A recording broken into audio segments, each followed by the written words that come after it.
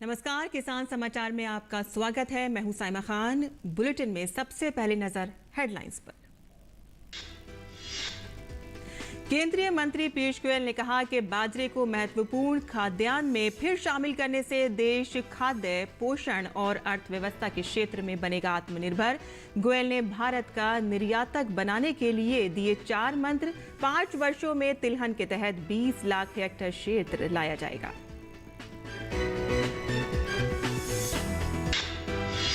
भारतीय वैज्ञानिकों ने कहा कि जलवायु परिवर्तन से भविष्य में चने के पौधों की जड़ सिकुड़ने की संभावना। रोग के कारण पत्तों का हरा रंग पड़ जाता है फीका, वृद्धि धीमी और मर जाता है तना।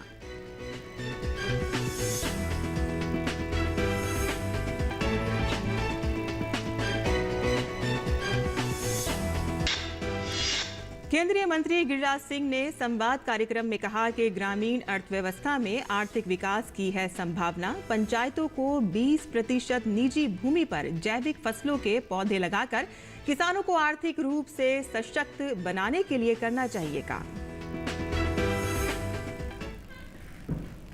और अब समाचार विस्तार से। उपभोक्ता मामले, खाद्य और सार्वजनिक वितरण मंत्री पीयूष गोयल ने कहा कि बाजरे को महत्वपूर्ण खाद्यान्न में फिर शामिल करने से देश खाद्य, पोषण और अर्थव्यवस्था के क्षेत्र में आत्मनिर्भर बनेगा। गुरुवार को आयोजित कृषि वेबिनार में गोयल ने कहा कि भारत अपनी जड़ों की ओर वापस जा रहा है और योग की तरह बाजरे के उपयोग पर जोर दिया जा रहा है। उन्होंने कहा कि विश्व में भारत बाजरे का दूसरा सबसे बड़ा उत्पादक और निर्यातक है। उन्होंने भारत को मोटे अनाजों का अग्रणी निर्यातक बनाने के लिए 4 मंत्र दिए। अपने संबोधन में उन्होंने कहा कि राज्य मोटे अनाजों पर फोकस के साथ फसल विविधीकरण के लिए कर्नाटक के फल मॉडल की सफलता को दोहरा सकते हैं। दूसरा, मोटे अनाजों के जैविक प्रतिबलीकरण की गुणवत्ता तथा सहायता सुनिश्चित करने के लिए नवीनतम प्रौद्योगिकी उपलब्ध कराने के लिए कृषि स्टार्टअप के साथ गठबंधन। तीसरा, परिवारों में मोटे अनाजों के स्वास्थ्य एवं पोषण लाभों के बारे में जागरूकता सृजित करने के लिए अभियान आरंभ करना। और चौथा, ब्रांड इंडिया मिलेट को बढ़ावा देने के लिए अंतर्राष्ट्रीय लोक संपर्क। इस बात पर जोर देते हुए कि भारत सभी 9 सामान्य मोटे अनाजों का उत्पादन करता है। गोयल ने बताया कि भारत विश्व में दूसरा सबसे बड़ा उत्पादक तथा दूसरा सबसे बड़ा निर्यातक देश है। जो निर्यात होता है किसानों के उत्पाद का, वो भी इस वर्ष एक नया कीर्तिमान करेगा। लगभग 3.25 से 3.5 लाख करोड़ का निर्यात एग्री प्रोडक्ट्स का। और उसमें हम दिसंबर को देखते हैं कि दिसंबर 2021 अकेले 1 महीने में करीब एग्रीकल्चर से सीधा जुड़े हुए वस्तु बिना सी फूड वगैरह लिए 15,000 करोड़ का निर्यात हुआ है। जैसा प्रधानमंत्री मोदी जी ने कहा कि मिलेट्स के क्षेत्र में हम एकदम अग्रसर हैं। केंद्रीय पशुपालन, मत्स्य एवं डेयरी मंत्री पुरुषोत्तम रूपाला ने कहा कि सहकारिता को आर्थिक रूप से खुद को खड़ा करना होगा। प्रधानमंत्री जी का विजन है इस देश में नया विभाग बनाया सहकार का, और नया विभाग ही नहीं बनाया, वित्त मंत्री जी ने उनको बड़ी बड़ी राहतें देने का भी निर्णय लिया। इन सारी राहतों को, नए सुझावों को, नई पॉलिसी के तहत कोऑपरेटिव विभाग देश के ग्रोथ के इंजन के रूप में आगे बढ़े, ये प्रधानमंत्री की अपेक्षा है। सहकार विभाग से मेरा अनुरोध रहेगा कि इसमें बचत को दाखिल करें कैसे भी। जैसे इसकी वो बोले, कोई प्रवक्ता ने बताया था कि हमें कहीं से पैसे नहीं मिल रहे हैं, उनके लिए कोई प्रावधान नहीं है उसकी कैपिटल खड़ी करने के लिए। वो सारी चीज़ों का इलाज कोऑपरेटिव तरीके से करने का प्रयास हमें करना चाहिए।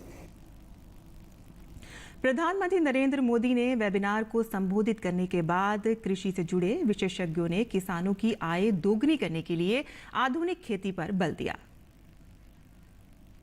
अभी देश चेंज हो रहा है, चुनौतियां बदल रही हैं, लोगों की आकांक्षाएं चेंज हो रही हैं, तो उसमें हमें भी उनके साथ कदम से कदम मिला के उससे 2 कदम आगे चलना है। अब उसके लिए जैसे एक उदाहरण है ड्रोन के लिए, ड्रोन का यूज करना, उसके लिए प्रधानमंत्री ने उस पर शुरुआत भी की और हमारे इस बजट 2023 वाले में भी हमारे माननीय वित्त मंत्री ने भी इसकी चर्चा की है। तो ये जो है उससे आपकी जो आधुनिक शक्ति है, जो नवाचार है, तकनीकी जानकारी है और उसमें जो स्प्रे हो रहा है और बहुत सारे उसमें व्यवस्थाएं हैं जिससे ड्रोन का हम उसका उपयोग कर सकते हैं। उससे क्या होगा, बेसिकली क्या है कि हमें जो किसानों की है उसकी लागत कम करनी है और उसकी आय ऊपर करनी है। हम जितना किसानों के बारे में सोचेंगे, जितना हम किसानों को हम एजुकेट करेंगे, उनको ज्ञान देंगे, उनको समझाएंगे। जैसे बड़ी महत्वपूर्ण बात की आपने कि मेरे साथी पैनलिस्ट ने कि जो रागी है, बाजरा है, आज इसकी वैल्यू बहुत बढ़ चुकी है क्योंकि लोगों को पता है। लेकिन ये वैल्यू हमेशा से विदेशों में रही है, लेकिन हमारे देशों में हम उसको समझे नहीं। लेकिन आज चूंकि एजुकेशन की वजह से नॉलेज लोगों को होने लग गया है, लोगों को समझ में आया कि इसके बेनिफिट्स क्या हैं, तो लोग उस पर काम करना शुरू किए हैं। तो ये अब क्या है, अब जो लोग हैं वो पार्टिसिपेट करेंगे तो ग्रोथ होगी। हम किसानों के पास पहुंचेंगे, हम इसको बिल्कुल जब और सहकारिता जो इनकी जो उपज है उनको सही मूल्य देना, सही योगदान करना, उनको आगे मेन मार्केट तक ले आना बहुत महत्वपूर्ण है। भारतीय वैज्ञानिकों ने इस बात का पता लगाया है कि शुष्क जड़ सड़न रोग के लिए उच्च तापमान वाले सूखे की स्थिति और मिट्टी में नमी की कमी अनुकूल परिस्थितियां हैं। ये रोग चने की जड़ और धड़ को नुकसान पहुंचाता है। ये कार्य रोग का प्रतिरोध करने के क्षेत्र में विकास और बेहतर प्रबंधन रणनीतियों के लिए उपयोगी होगा। शुष्क जड़ सड़न रोग के कारण पौधों की ताकत कम हो जाती है, पत्तों का हरा रंग फीका पड़ जाता है, वृद्धि धीमी हो जाती है और तना मर जाता है। अगर बड़े पैमाने पर जड़ को नुकसान होता है तो पौधे की पत्तियां अचानक मुरझाने के बाद सूख जाती हैं। वैश्विक औसत तापमान में बढ़ोतरी के कारण पौधों में रोग पैदा करने वाले नए रोगाणुओं के बारे में अब तक अधिक जानकारी नहीं है। इनमें एक मैक्रोफोमिना फेलोजीना भी शामिल है। ये एक मिट्टी जनित नेक्रोट्रॉफिक है जो चने में जड़ सड़न रोग का कारण बनता है। वर्तमान में भारत के मध्य और दक्षिण के राज्यों की पहचान DRR रोग से सबसे अधिक प्रभावी क्षेत्र के रूप में की गई है। इन राज्यों में चने की फसल का कुल 5 से 35% हिस्सा संक्रमित होता है। भारतीय कृषि अनुसंधान परिषद के सहयोग से ICRISAT की टीम ने पौधों में संबंधित इस तरह के घातक रोगों से लड़ने के लिए निरंतर निगरानी, बेहतर पहचान तकनीक, पूर्व अनुमान मॉडल का विकास और परीक्षण सहित कई बहुआयामी दृष्टिकोण भी अपनाए हैं। केंद्रीय मंत्री गिरिराज सिंह ने कहा कि ग्रामीण अर्थव्यवस्था में आर्थिक विकास की काफी संभावनाएं हैं और उन्होंने पंचायती राज संस्थानों से ग्रामीण अर्थव्यवस्था को मजबूत बनाने और ग्रामीण आर्थिक गतिविधियों में रोजगार के अवसर पैदा करने की संभावनाएं तलाशने में योगदान देने का आह्वान किया। इसके माध्यम से देश ग्रामीण स्तर पर सतत विकास लक्ष्यों को भी प्राप्त कर सकता है। मंत्री ने सुझाव दिया कि पंचायतों के माध्यम से गांव में फसलों की खेती या गांव में फलों को उगाकर फल उत्पादन में सुधार के माध्यम से गांव की अर्थव्यवस्था को मजबूत करने की दिशा में कदम उठाया जा सकता है। उन्होंने कहा कि प्रत्येक पंचायत को अपने क्षेत्र की 20% निजी भूमि पर उच्च गुणवत्ता वाले जैविक फलों की पौधे लगाकर किसानों को आर्थिक रूप से सशक्त बनाने की दिशा में काम करना है। उन्होंने कहा कि मनरेगा से तालमेल कर फलदार पौधे लगाने के कार्य को गति दी जा सकती है। आगे बढ़ते हैं, जहां सब्सिडी पर गरमाया ज्यादा फसलों के बीच देश में दलहन तिलहन फसलों का उत्पादन बढ़ाने एवं किसानों की आय बढ़ाने के उद्देश्य से सरकार जायद फसलों की खेती को बढ़ावा दे रही है। जायद गरमा में विभिन्न फसलों की खेती कर किसान अतिरिक्त आय प्राप्त कर सकते हैं। किसानों को गर्मा सीजन के लिए बिहार सरकार फसलों के विकसित उन्नत किस्मों के प्रमाणित बीज अनुदान पर दे रही है ताकि राज्य में उत्पादकता बढ़ाई जा सके। सरकार ने किसानों को बीज अनुदान पर होम डिलीवरी की व्यवस्था की है, जिसके लिए सरकार ने ऑनलाइन आवेदन आमंत्रित किए हैं। बिहार राज्य के कृषि विभाग के तहत राज्य बीज निगम के माध्यम से गर्मा मौसम 2022 की NFSM योजना एवं राज्य योजना के अंतर्गत मिनी किट उप योजना में विभिन्न फसलों जैसे कि मूंग, उड़द, संकर, मक्का, जूट एवं सूरजमुखी के बीज किसानों को अनुदानित दर पर वितरण करने की योजना के क्रियान्वयन किया जा रहा है। किसान इन बीजों का अनुदान पर लेने के लिए आवेदन कर सकते हैं। बिहार सरकार ने किसानों की सुविधा के लिए बीजों को किसानों के घर पर बीज पहुंचाने की व्यवस्था की है। इसके लिए किसानों को ऑनलाइन आवेदन करते समय होम डिलीवरी का विकल्प चुनना होगा। इसके बाद चयनित किसानों को बीज घर पर पहुंचा दिए जाएंगे। इसके लिए किसानों को अतिरिक्त शुल्क देना होगा। किसानों को फसलवार बीज आवेदन पंचायत के संबंधित कृषि समन्वयक को स्वतः चली जाएगी। सुयोग्य आवेदक किसानों के चयन के बाद उनके निबंधित मोबाइल नंबर पर कृषि विभाग द्वारा OTP भेजा जाएगा। कृषि समन्वयक द्वारा बीज प्राप्ति स्थान के संबंध में सूचना आवेदक किसानों को दी जाएगी। आवेदक किसान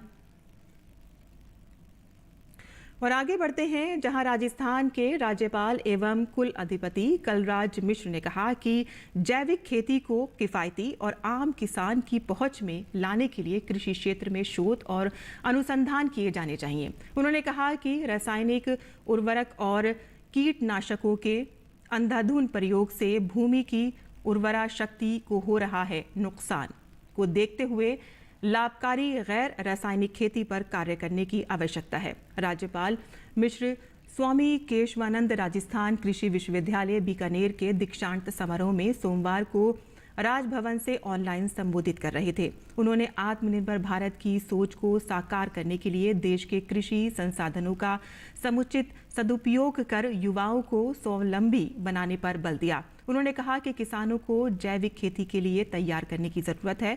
कुलाधिपति ने कहा कि छोटे किसानों के लिए पॉली हाउस खेती की तकनीक फसल उत्पादन बढ़ाने में वरदान साबित हो सकती है। विश्वविद्यालय को इस तकनीक की व्यावहारिकता का परीक्षण कर छोटे किसानों के लिए इसे उपयोगी बनाने की दिशा में कार्य करना चाहिए। राज्यपाल ने कहा कि फसल भंडारण की उच्च व्यवस्था, भंडारण के लिए किसानों को मिलने वाली ऋण सुविधाओं और सरकार की कृषि योजनाओं एवं कार्यक्रमों के बारे में किसानों को परामर्श उपलब्ध कराने के लिए कृषि विश्वविद्यालयों को पहल करनी चाहिए।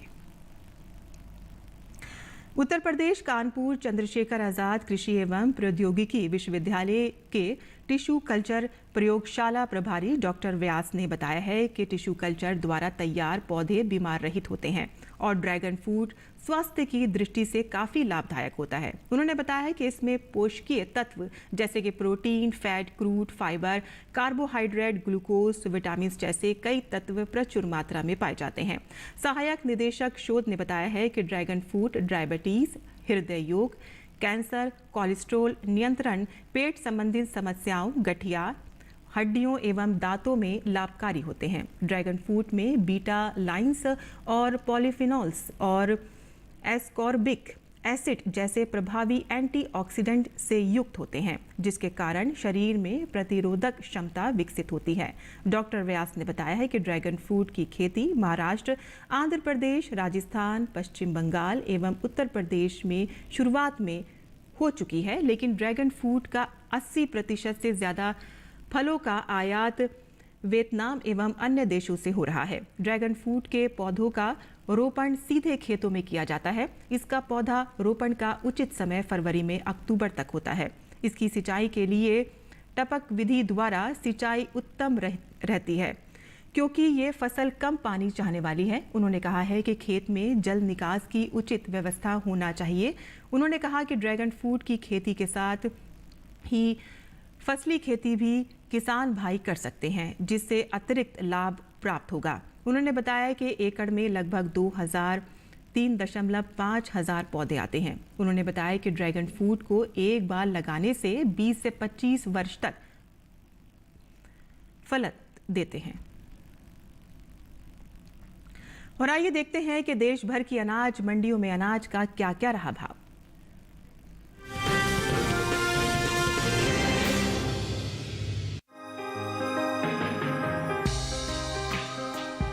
चालू रबी सीजन में गेहूं की बुआई पीछे चल रही है। बीते कुछ समय से देश भर में आगे चल रहा गेहूं का रकबा 3 लाख हेक्टेयर पीछे चल रहा है। हालांकि रबी फसल वर्ष 2021-22 के दौरान गेहूं की बुआई निर्धारित लक्ष्य से 40 लाख हेक्टेयर आगे चल रही है। कृषि मंत्रालय की ओर से साल 2021-22 के लिए हाल ही में जारी ताज़ा आंकड़ों के अनुसार किसानों ने रबी गेहूं की बुआई 3 करोड़ 43 लाख हेक्टेयर से ज्यादा के क्षेत्रफल में कर ली है, जबकि साल 2020-21 के दौरान गेहूं की बुआई का रकबा 3 करोड़ 46 लाख 10 हजार हेक्टेयर रहा था। हालांकि इस साल भारत से काफी मात्रा में गेहूं का निर्यात हो रहा है। एपीडा की ओर से जारी ताज़ा आंकड़ों के मुताबिक साल 2018-19 से लेकर अब तक भारत से होने वाले गेहूं के निर्यात में लगातार इजाफा देखने को मिल रहा है। निर्यात बढ़ने की वजह वैश्विक बाजार में भारतीय गेहूं की कीमत उचित और अच्छी गुणवत्ता और मानक के गेहूं को वाजिब दाम में उपलब्ध कराना है। कृषि और प्रसंस्कृत खाद्य उत्पाद निर्यात विकास प्राधिकरण एपीडा की ओर से जारी ताज़ा आंकड़ों के अनुसार साल 2021 के लिए अप्रैल से नवंबर महीने के दौरान देश से होने वाला गेहूं का निर्यात 32 लाख टन बढ़कर 41 लाख टन के पार पहुंच गया है, जबकि बीते साल इस दौरान निर्यात महज 8,47,344 टन ही हुआ था।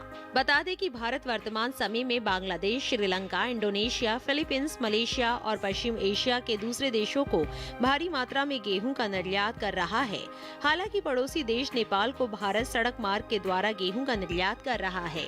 गेहूं के हाजिर भाव पर नजर डालें तो एग्मार्कनेट के अनुसार गुजरात की राजकोट मंडी में 23 फरवरी को लोकवान गेहूं का भाव था 2,110 रुपए। 24 फरवरी को इसके भाव में 20 रुपए की नरमी आई और भाव 2,090 रुपए पर आ गया। वहीं मध्य प्रदेश की खातेगांव मंडी में इस दौरान गेहूं के सौदों में सुस्ती के साथ कारोबार हुआ।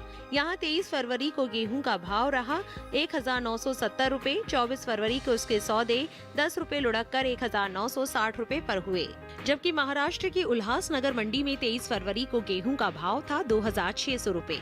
24 फरवरी को इसके सौदों में 300 रुपए की भारी गिरावट आई और भाव 2,300 रुपए हो गया। हालांकि राजस्थान की बेगू मंडी में बीते 2 दिनों के दौरान गेहूं के भाव स्थिर रहे। यहां 23 और 24 फरवरी को गेहूं 2,050 रुपए पर बिका। उत्तर प्रदेश की आगरा मंडी में 23 फरवरी को धारा गेहूं का भाव रहा 2,065 रुपए। 24 फरवरी को इसके भाव में 5 रुपए की नरमी आई और भाव हो गया 2,060 रुपए।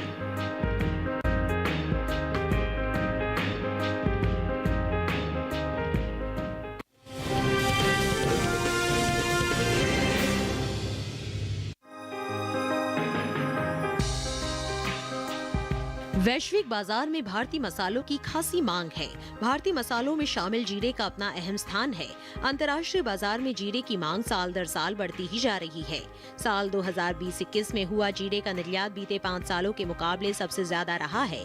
भारतीय मसाला बोर्ड की ओर से जारी आंकड़ों के मुताबिक वित्त वर्ष 2016-17 में जीरे का कुल निर्यात 1,19,000 टन का हुआ था। वहीं साल 2017-18 के दौरान जीरे का निर्यात 1,43,670 टन रहा। हालांकि साल 2018-19 के दौरान जीरे के निर्यात में बढ़ोतरी हुई और निर्यात 1,80,000 टन के पार पहुंच गया। इसी तरह वित्त वर्ष 2019-20 में जीरे का निर्यात 2,14,190 टन का हुआ, जबकि साल 2020-21 के दौरान जीरे के निर्यात में खासा इजाफा देखने को मिला। इस साल जीरे का निर्यात बीते सालों के मुकाबले 84,810 टन बढ़कर 2,99,000 टन के पार पहुँच गया है। वहीं जीरे की पैदावार पर नजर डालें तो जीरे की पैदावार में इस साल कमी आ सकती है। कृषि मंत्रालय के साल 2020-21 के लिए हाल में जारी ताज़ा आंकड़ों के अनुसार जीरे की उपज में 10% की कमी होने का अनुमान जताया है। बागवानी फसलों के लिए कृषि मंत्रालय के तीसरे अग्रिम अनुमान के मुताबिक इस साल देश भर में जीरे की पैदावार 8,56,000 टन रह सकती है, जो बीते साल के समान अवधि के दौरान 9,12,000 टन रही थी। इन दिनों जीरे की आवक कृषि उपज मंडियों में सामान्य बनी हुई है। एग्मार्कनेट के अनुसार गुजरात की राजकोट मंडी में 23 फरवरी को जीरे का भाव था 18,960 रुपए। 24 फरवरी को इसके भाव में 960 रुपए की भारी गिरावट आई और भाव 18,000 रुपए पर आ गया। इसी तरह राज्य की धरोल मंडी में जीरे के सौदों में नरमी के साथ कारोबार हुआ। यहाँ 23 फरवरी को जीरे का भाव रहा 16,290 रूपए। 24 फरवरी को इसके सौदे 390 रूपए लुढ़क कर 15,900 रूपए पर हुए। हालांकि सेमी मंडी में बीते 2 दिनों के दौरान जीरे के भाव स्थिर रहे। यहाँ 23 और 24 फरवरी को जीरा 19,250 रूपए पर बिका, जबकि राजस्थान की जोधपुर मंडी में जीरे के भाव में बढ़त देखने को मिली। यहाँ 23 फरवरी को जीरे का भाव था 18,700 रूपए। 24 फरवरी को इसके सौदों में 250 रूपए का उछाल आया और भाव 18,950 रूपए पर जा पहुँचा।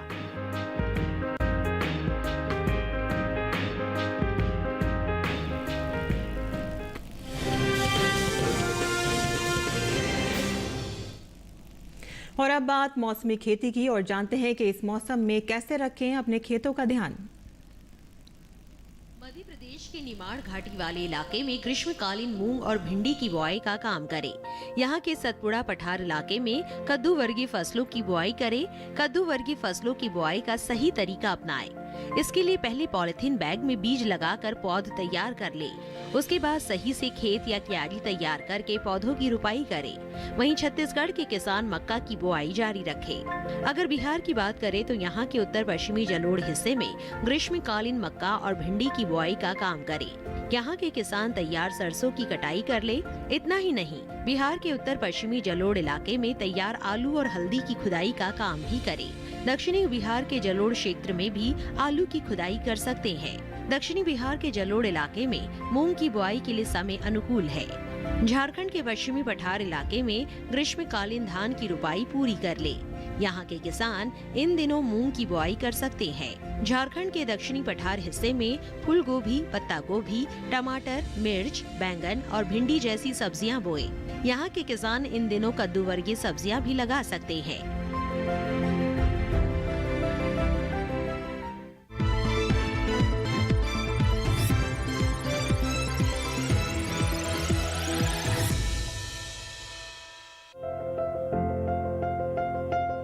ये मौसम लौकी यानी घिया की बुआई के लिए बेहतर है। लौकी को गर्मी और बरसात दोनों में बोया जा सकता है। मैदानी भागों में गर्मी की फसल की बुआई जनवरी से मार्च तक की जा सकती है और बरसाती फसल के लिए जून जुलाई उपयुक्त है। बुआई से पहले खेत में निराई कर खरपतवार को पूरी तरह से साफ कर लें और जमीन को समतल कर लें। बुआई के लिए 1 हेक्टेयर में संकर किस्म के बीज 5 से 7 किलो, जबकि दूसरी किस्मों के 6 से 8 किलो बीज लें। 1 हेक्टेयर में 100 किलो नाइट्रोजन, 50 किलो फॉस्फेट और 60 किलो पोटेशियम की जरूरत होती है। सभी उर्वरक आधार खुराक के रूप में यानी बोते समय ही दें। बात अगर सिंचाई की करें तो शुरुआत में फसल की जरूरत के हिसाब से और फूल आने की अवस्था में हर 5वें दिन फसल में सिंचाई करें। वहीं फसल को खरपतवार से दूर रखने के लिए 2 बार निराई गुड़ाई करें। करीब हर 10-12 दिनों में खरपतवार हटाते रहें। लौकी की बेल काफी लंबी होती है। इसकी खासियत ये है कि आप कम जगह में भी इसकी खेती कर सकते हैं। कीड़े और सड़न से बचाने के लिए बेलों को तार की बाड़ या लकड़ी की मचान पर फैला दें। इससे न सिर्फ बीमारियों से बचाव होगा बल्कि पैदावार भी बढ़ेगी। भारतीय कृषि अनुसंधान संस्थान ने इलाकेवार कई उन्नत किस्में विकसित की हैं, जैसे पूसा समृद्धि दिल्ली और एनसीआर के लिए 1 हेक्टेयर में करीब 270 से 300 क्विंटल तक की पैदावार देने वाली ये किस्म 50 से 55 दिनों में तैयार हो जाती है। वहीं पूसा हाइब्रिड 3 दिल्ली, हरियाणा, उत्तर प्रदेश और पंजाब के लिए अच्छी है। लौकी की फसल में फल मक्खी का खतरा हो सकता है। इससे बचाव के लिए विशेषज्ञ की सलाह से दवा का छिड़काव करें। दवा का छिड़काव सिर्फ उसी जगह पर करें जहां फल मक्खी का प्रकोप ज्यादा हो। बेवजह पूरे खेत में दवा के छिड़काव से फायदे से अधिक नुकसान होने की आशंका रहती है। छिड़काव मौसम साफ रहने पर ही करें। पत्तियां गीली नहीं होनी चाहिए, वरना दवा का फायदा नहीं होगा। किसान दवा का छिड़काव कृषि विशेषज्ञ की सलाह से ही करें। और अब बुलेटिन में नजर डाल लेते हैं इस वक्त की खास खबरों पर। देश में राष्ट्रीय व्यापी कोविड टीकाकरण अभियान के तहत अब तक कुल 176 करोड़ 86 लाख से अधिक कोविड टीके की खुराक दी गई। बीते दिन देश भर में 32 लाख 4,426 कोविड टीकों की खुराक दी गई है।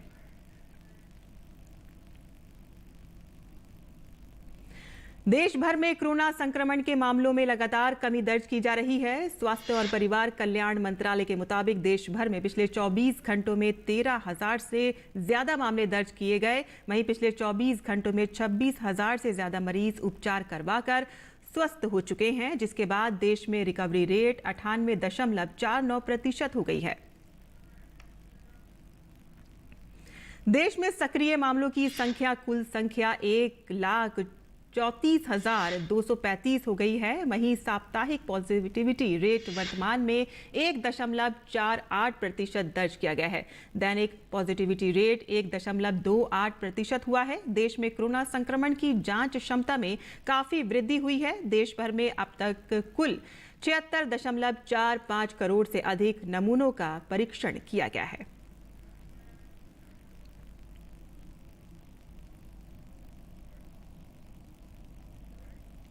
उत्तर प्रदेश विधानसभा चुनाव के लिए 4 चरणों का मतदान हो चुका है। चुनावी पारा अपने चरम पर है। आरोप प्रत्यारोप का दौर जारी है। इसी क्रम में केंद्रीय मंत्री मुख्तार अब्बास नकवी ने अखिलेश यादव पर निशाना साधा।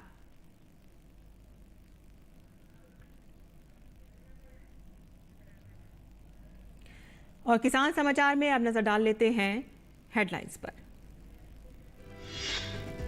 केंद्रीय मंत्री पीयूष गोयल ने कहा कि बाजरे को महत्वपूर्ण खाद्यान्न में फिर शामिल करने से देश खाद्य, पोषण और अर्थव्यवस्था के क्षेत्र में बनेगा आत्मनिर्भर। गोयल ने भारत को निर्यातक बनाने के लिए दिए 4 मंत्र। 5 वर्षों में तिलहन के तहत 20 लाख हेक्टेयर क्षेत्र लाया जाएगा।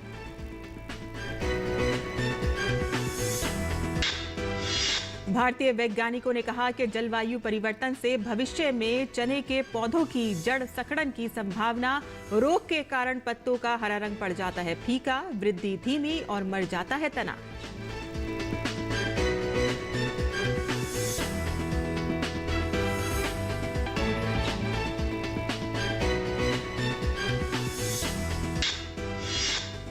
केंद्रीय मंत्री गिरिराज सिंह ने संवाद कार्यक्रम में कहा कि ग्रामीण अर्थव्यवस्था में आर्थिक विकास की है संभावना। पंचायतों को 20% निजी भूमि पर जैविक फलों के पौधे लगाकर किसानों को आर्थिक रूप से सशक्त बनाने के लिए करना चाहिए काम।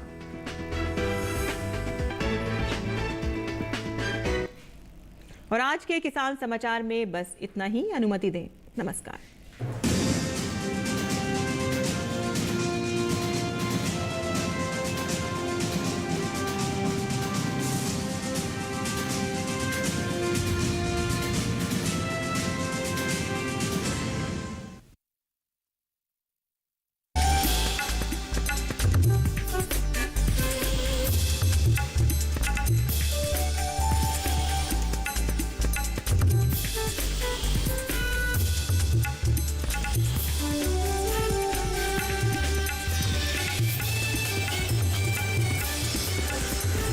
टीवी के साथ बदलते भारत की शान।